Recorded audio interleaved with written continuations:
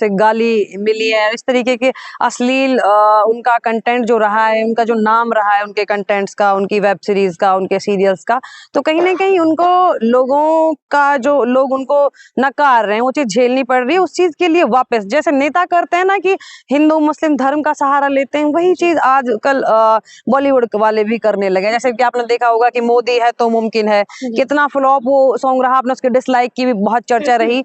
तो चंद लोग हैं जो अपने आप को सुर्खी में बनाए रखने के लिए या पहले जैसा अपना स्टारडम पाने के लिए इन सब चीज़ों को अंजाम देते तो हैं। राजनीति में इसका क्या असर होगा? आने वाले समय में यूपी इलेक्शन भी है।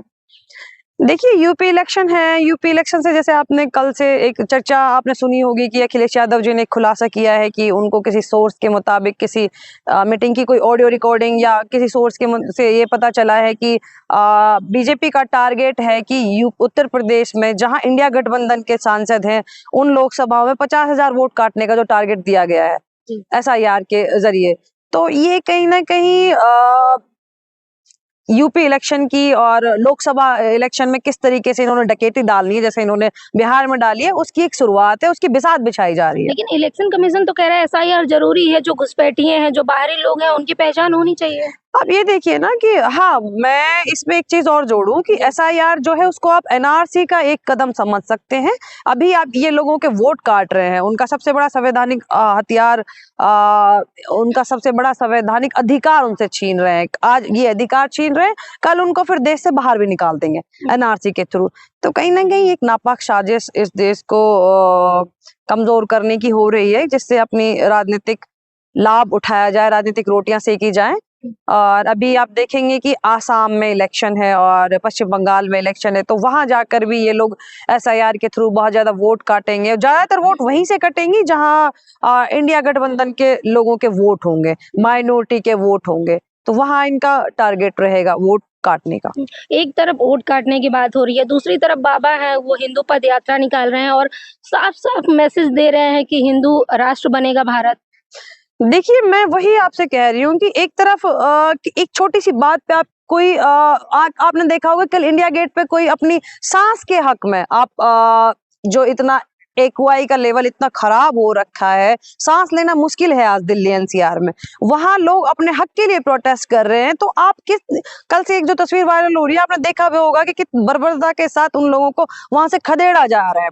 दूसरी तरफ एक आदमी एक सेक्युलर कंट्री में जिस देश को महान कहा जाता है क्योंकि चूंकि उस देश में अलग अलग धर्म और जाति वर्ग के लोग रहते हैं, सबको बराबर का अधिकार है, वहां हिंदू राष्ट्र बनाने की बात करके एक आदमी निकलता है, पाखंड फैलाता है, वहां उसको सुविधाएं दी जाती हैं, उस पर कोई रोक टोक नहीं है। उसी तरफ एक आदमी अपनी सांस ऑक्सीजन के लिए अपने हक के लिए लड़ रहा है, तो आप उसके साथ इतनी बर्बरता कर रहे हैं। आखिर किस तरफ हमारा देश जा रहा है? लेकिन बाबा तो मैसेज दे रहे हैं ना, कह रहे हैं जाति-पाति को करो विदाई, हिंदू-हिंदू, भाई-भाई। देखिए वो एक एक तरफ कुछ और कहते हैं, दूसरे ही पल बदल जाते हैं। एक तरफ कहते हैं कि हिंदू राष्ट्र बनाने के लिए निकला हूँ, जी। हिंदू राष्ट्र बनना चाहिए। दूसरी तरफ कहते हैं कि मैं तो इस तरफ इसलिए निकला हूँ कि सभी जातियों में जो लोगों में जाति-पाति का जो जहर है, सब मिल के रहें, ऊंच-नीच ना करें, इसलिए निकला हूँ। फिर दूसरी तरफ फिर कहते हैं कि हिंदू राष्ट्र बनाना है, ऊंची जाति, नीची जाति, वो सब बात कर जाते हैं। तो उनका जो मानसिक संतुलन है, मुझे तो उसमें थोड़ा प्रॉब्लम लेकिन समझ में ये आता है। कैसे प्रधानमंत्री अपना छोटा भाई बताते हैं?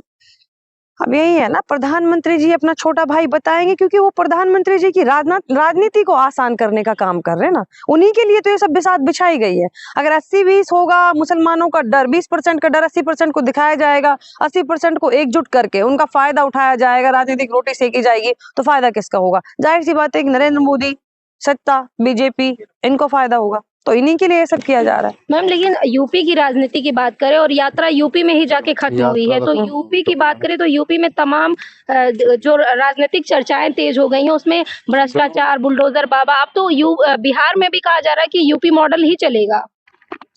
हाँ, हमें भी यही लग रहा है कि जिस तरीके से यूपी में इन्होंने बुलडोजर का आतंक मचाया हुआ है, बिहार में भी उसी तरीके का ये संविधान की धज्जियां उड़ाएंगे और लोगों को बुलडोजर से डराएंगे। खास तौर पे जो लोग बीजेपी को वोट नहीं देते या बीजेपी के सामने खड़े होते हैं, सवाल करते हैं, उन लोगों को परेशान किया जाएगा, उन लोगों को नुकसान पहुंचाया जाएगा। तो बिल्कुल यूपी का जो बुलडोजर तंत्र है, जो बुलडोजर मॉडल है, उसको बिहार में लोग लागू करेंगे। लेकिन यूपी से ही नारा निकला है, भाजपा का नारा है सबका साथ सबका विकास।